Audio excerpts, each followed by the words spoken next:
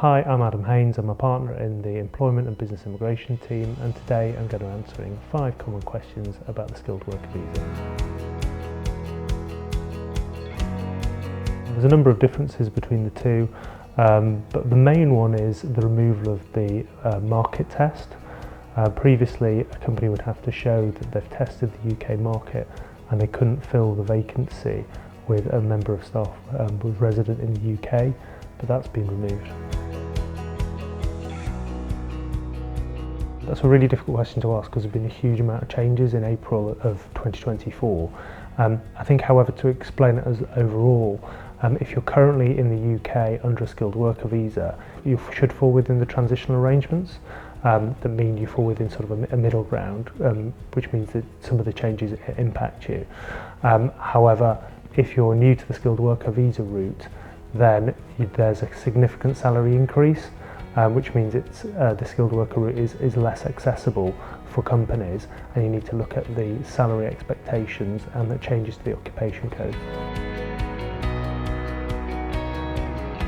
A skilled worker is the most common visa we deal with, and there are a number of conditions that it must meet. So the first one is the individual's job must fall within a relevant occupation code, and there's a list of occupations that are relevant for the skilled worker visa. The second issue is that they must meet the English language requirements. The third issue is they must meet the salary requirements. There's a minimum, and then there's a minimum salary for each occupation code. And then finally, there must be a genuine role available to them. So you need to be able to see evidence that there is a need for that role within the company.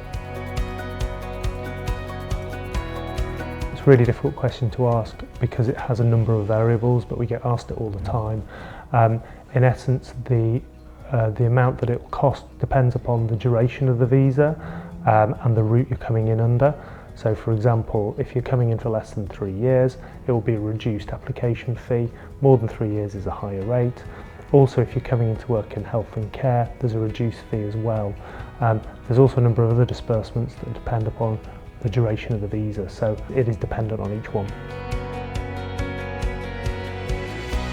Hypothetically, I don't think it has any restrictions, but I think pragmatically, the Home Office look at the size of the organisation and what they're doing before they'll grant basically defined or undefined causes. So for example, we've seen a recent increase in the Home Office asking for evidence to substantiate the requests. So a client of ours was recently asked to provide evidence of contracts to prove that they had the work in order to grant the visa applications.